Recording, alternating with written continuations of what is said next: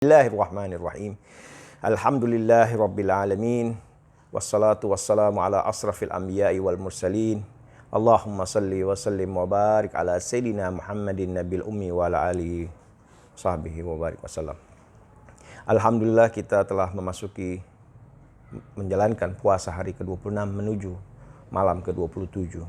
Insyaallah semua sahabat dirahmati Allah Subhanahu wa taala senantiasa sehat walafiat sampai di penghujung bulan Ramadan ini, dan semoga kita semua mencapai target utama kita itu menjadi hamba-hamba yang bertakwa. Amin.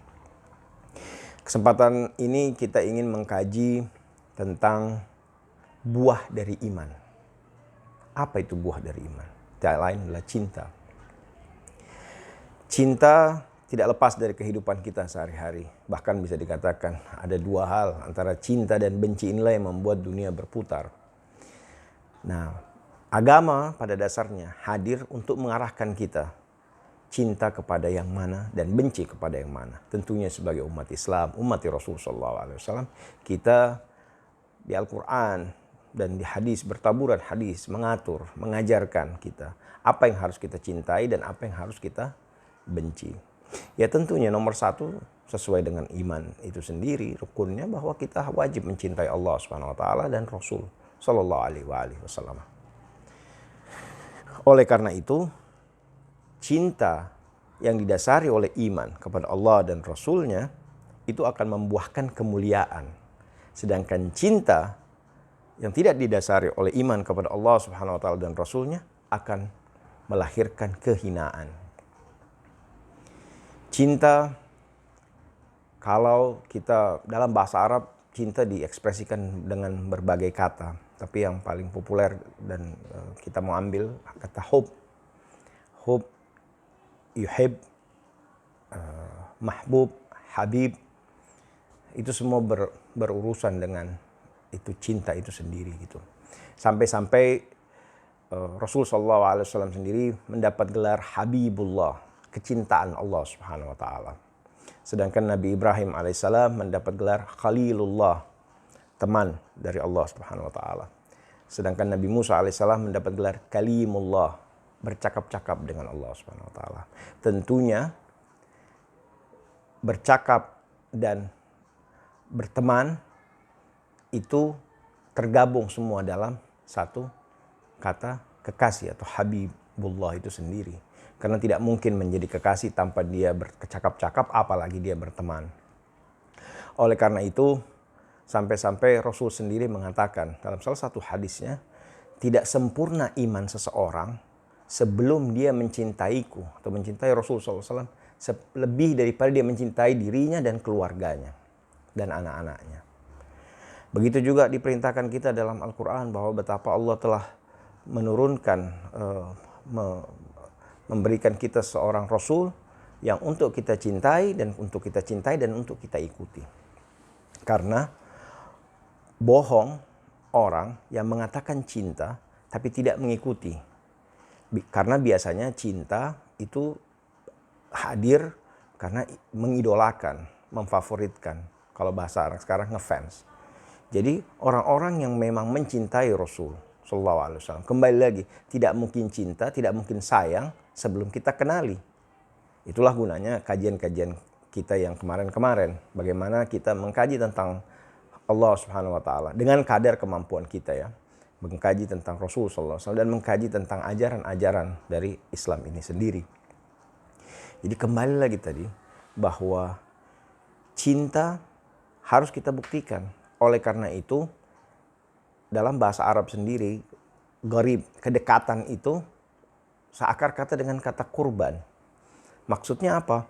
Jadi tidak mungkin kita bisa mengatakan kita cinta kepada seseorang tanpa kita membuktikannya. Bagaimana pembuktiannya? Ya pastinya karena cinta ini terjadi antara dua objek, berarti ada salah satu objek dalam tanda petik mengalah.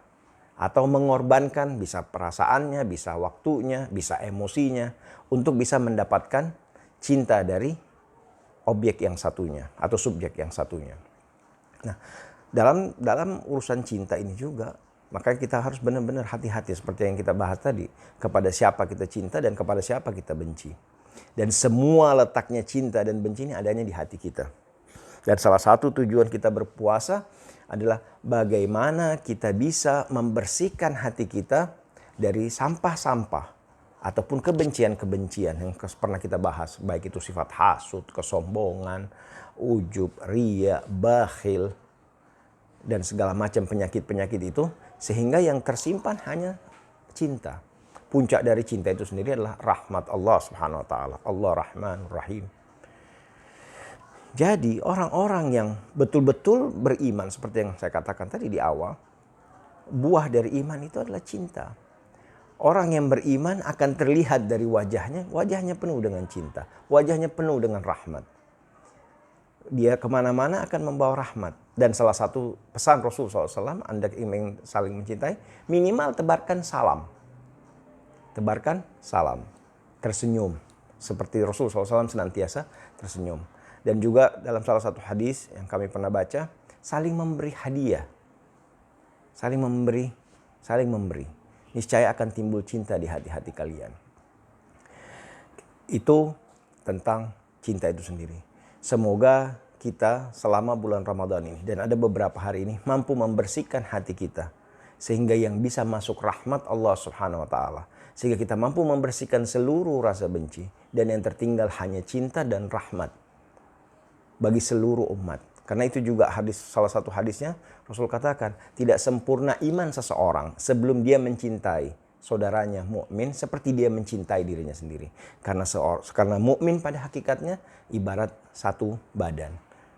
Apabila satu anggota badan lainnya sakit, dan maka yang lainnya pun akan merasakan sakit. Semoga kita semua berhasil membersihkan hati kita sehingga hanya kita mencintai Allah Subhanahu wa taala dan Rasulnya Sallallahu alaihi wasallam, sehingga kita benar-benar bisa menjalankan seluruh perintahnya dan menjauhi seluruh larangannya, sehingga Rasul SAW dan Allah Subhanahu wa taala pun mencintai kita. Kalau kita sudah dicintai sama Allah dan Rasulnya, maka insya Allah kita akan selamat dunia dan akhirat. Amin. Semoga kita semua mendapatkan cinta Allah dan cinta Rasul Sallallahu alaihi wasallam. Mohon maaf, ini yang bisa kami sampaikan. Semoga ada manfaat. Allahumma salli wa sallim wa barik ala Sayyidina Muhammadin wa ala ali Sayyidina Muhammad. Al-afu minkum wa billahi taufiq wal hidayah. Wassalamualaikum warahmatullahi wabarakatuh.